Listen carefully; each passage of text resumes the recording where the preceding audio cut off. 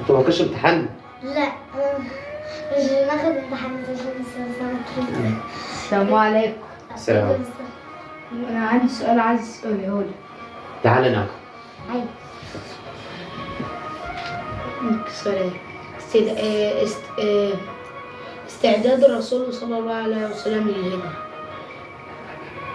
هو شوف هنا بيقول لك ايه العنوان والشخصيه، السيره والشخصيه.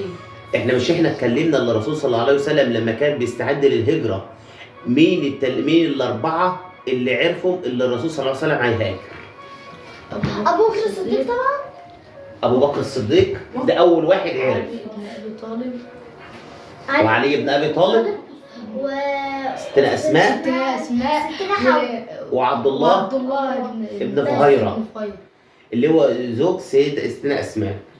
كل واحد كان له دور في هجره الرسول. او انت بتقول هنا إيه لما قريش، ما بقول لك هنا ايه لما قريش اجتمعوا مع الرسول صلى الله عليه وسلم، اجتمعوا عليه ازاي؟ لما الرسول ربنا امر اللي هو يظهر الدعوه بتاعته، قريش خافوا على المناصب بتاعته. ازاي؟ طبعا الدين بتاعنا لما نزل قال حرم اللي هو ايه عباده الاصنام، حرم شرب الخمر، حرم ان الزنا والحاجات دي. طبعا هم الحاجات دي كانت ده حاجه ما تكبرها تعرفيه. الزنا عادل زنا رمضان. انما لا ده حاجه ثانيه. انما احنا دلوقتي بنتكلم اللي هو بدا يحرم حاجات هم عاوزينها. فطبعا هم اجتمعوا اللي هم ايه يقتلوا من الرسول. فاجتمعوا ازاي بقى؟ اجتمعوا مع كانوا عارفين ان هو هيهاجر؟ لا ما كانش الرسول لسه هيهاجر، هو الرسول ما كانش يعرف اللي هم بيجتمعوا اللي هم عاوزين يقتلوه، بس ربنا نزل الوحي عليه وعرفه اللي هم مجتمعين اللي هم هيقتلوه. احنا قلنا اللي قريش اجتمعوا وقال لك احنا نبعت واحد يقتله، فقالوا لك لا عائله ابي طالب اللي هو جد الرسول العيله كبيره ومش هيقدروا عليهم، فقال لك نجمع من كل قبيله راجل ويتجمعوا على بيت الرسول وهو خارج يصلي صلاه الفجر، يقوموا ضاربينه بالسيف ضرب واحد، فطبعا مش هيقدر يجي ايه يعادي القبائل كلها. فطبعا ربنا بعت الوحي للرسول صلى الله عليه وسلم وعمل كده. وحي. فالرسول صلى الله عليه وسلم او الوحي اللي هو ايه سيدنا جبريل عليه السلام. سيدنا جبريل دي كانت شغلته ايه؟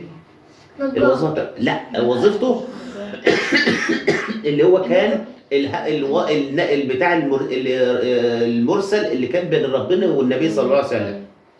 هو اللي كان بياخد ايوه اللي كان بياخد الاوامر من ربنا وكان بيديها لسيدنا محمد عشان يوصلها. كان سيدنا جبريل دي كان دايما بيجي على هيئه رجل عربي. فهو ربنا لما بعت سيدنا جبريل لسيدنا محمد وقال له اللي هم بيجتمعوا عشان يقتلوه، فالرسول صلى الله عليه وسلم عمل ايه؟ فكر في الهجره. ربنا امره بالهجره. فاول من عرف اللي الرسول هيهاجر سيدنا ابو بكر. طبعا هو مؤدى لان هو صحابي الرسول. يعني اعتبر اخويا.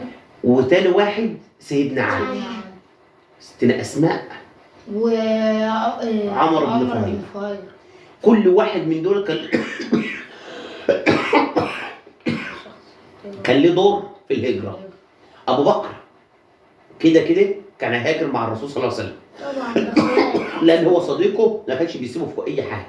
ده يعتبر اخوات. سيدنا علي اللي أنت بتقول اللي هو سيدنا علي، كانت سيدنا علي بن أبي طالب كان دوره في الهجرة ما كانش بيقل عن دور سيدنا أبو بكر في حاجة.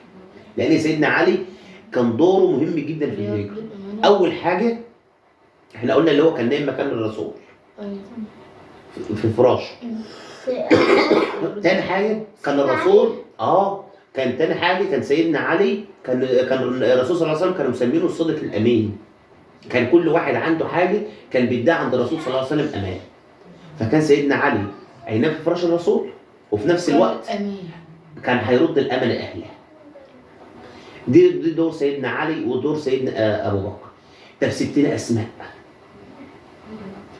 ستنا أسماء هي اللي كانت بتجيب لهم الأكل والشرب لغاية هنا. لغاية الغار.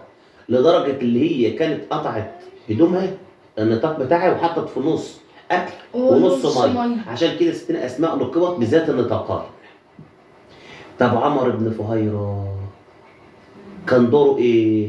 كان بيخفى آثار سيدنا محمد وهو كان وابو بيهاجر. بكر وهو كان بيهاجر، لان هو كان معاه الغنم، كان بالأغنام. بيمشي بالاغنام، وكان ايه بيداري اثارهم لغايه ايه الغار عشان ما حدش يعرفه. يخفى آثار النبي هو وسيدنا أبو بكر. حتى هو هنا بيقول لك ايه؟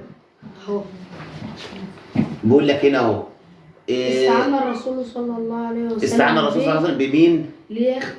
بعمر بن فهيرة ليخفي بغنمه اثار الاقدام في طريقه للهجره. ماذا يطلق على يثرب حتى الان؟ يثرب اللي هي ايه؟ المدينة المنورة. اللي هي الرسول طبعا احنا قلنا للرسول كان بدايه الدعوه بتاعته كانت في مكه، واحب البلاد للرسول كانت مكه. ولما ربنا امره بالهجره من مكه للمدينه وقف على باب مكه وبكى وقال لك لولا اهلك اجبرونا على مغادرتك، يعني اللي انا سيبك ما تركتك ابدا. فكان الرسول صلى الله عليه وسلم كان بيحب مكه قوي.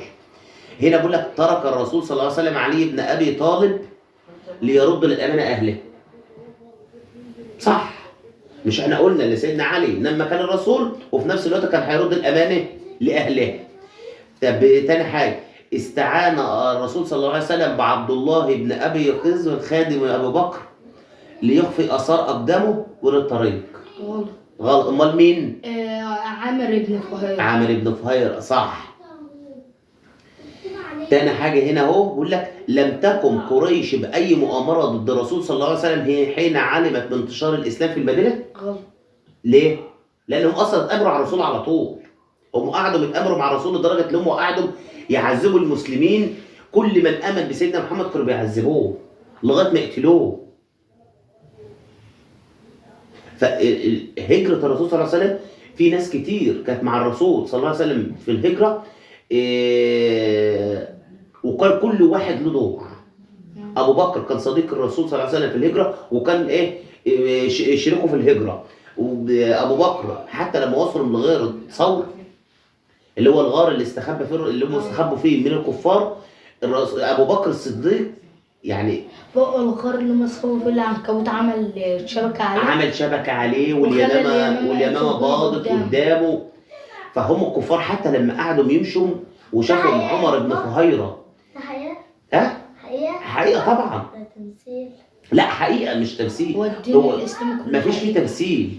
فعلا اللي الرسول صلى الله عليه وسلم دخل الغار والعنكبوت ربنا امر العنكبوت اللي هو يشد خيطه، واليمامه اللي هي تبيض قدامه. ما هو انت ما تيجي تلاقي مكان زي كده العنكبوت معمول وفيه يمامه بيضه كده، هتتخيل ان في حد دخل المكان ده؟ لا. رغم ان هم لو بصوا في قلب الغار كده اهو كانوا شافوه، ولكن ربنا سبحانه وتعالى ليه حكمه في كده؟ حكمه ان هم ما يشوفوش الرسول عشان يتمم دعوه الرسول صلى الله عليه وسلم. حتى ابو بكر نفسه لو كانوا داخلين اصلا كان هيبان على الشبكه. ما هم ما دخلوش، لان اصلا العنكبوت هيخش يدوروا زي اذا كان العنكبوت شدت خيطه، الخيط موجود، لا. هو هيختفوا. لا هما بيقولوا لما هو شد العنكبوت شد خيط على الغار هما دخلوا ازاي؟ هم قالوا هيخش ازاي؟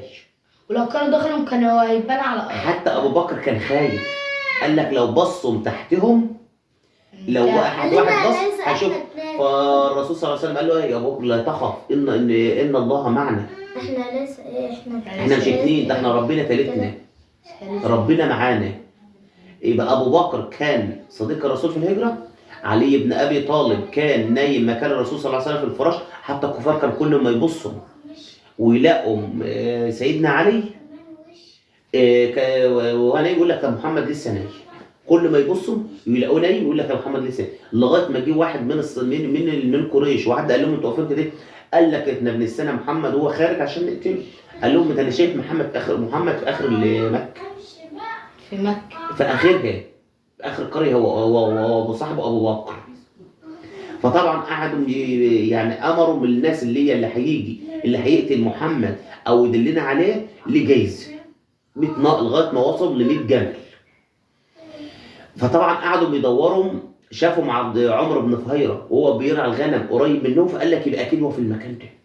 قعدوا يتبعوا اثار الغنم واثار الصحاب لغايه ما انتهت الاثار فين؟ عند الغار. بس سبحان الله، ربنا بقى حكمه ربنا بقى بانت هنا، العنكبوت شد خيطه واليمامه تبيض، فطبعا ما يتخيلش على حد اللي هو يكون داخل الغار. يبقى احنا عرفنا دور سيدنا علي ايه. على فكره احنا اتكلمنا في سيدنا علي قبل كده، وقلنا ان سيدنا علي ليه كان دور كمان، اللي هو قطع عمرو بن ود. قطع راسه. قطع راسه. وقلنا اللي علي بن ابي طالب لما كان الرسول في فراشه. وقلنا كمان اللي هو رد الامانه لاهلها. يبقى انت عرفت دلوقتي دي عرفت دلوقتي اللي هي دعوه الرسول صلى الله عليه وسلم، اللي هي الرساله اللي هو هجره الرسول صلى الله عليه وسلم. الطريق الى المدينه. الطريق المدينة. هجرة ثم توكل على الله تعالى، فذهب مع صاحبه أبو بكر إلى المدينة من طريق غير مألوف أي غير معروف، واختاروا غار ثور ليمكثوا فيه حتى يكف الكفار عن البحث عنه. يبقى هو فعلا الرسول فضل لغاية وصل لغار ثور وقام مستخبي فيه عشان على ما الكفار يبعدوا النظر عنه. عناية أبو بكر رضي الله عنه وصحابه صلى الله عليه وسلم في الغار. احنا مش قلنا اللي ابو بكر اول ما دخل قبل ما يخش الغار الرسول، ابو بكر دخل الاول وقعد في اي خرمه او اي جحر فيه كان ابو بكر كان بيسده الا مكان واحد بس. فابو بكر ما خدش باله منه، فهو الرسول نايم شافه فقام حاطط مين رجله فيه، فقامت قرصته الحيه.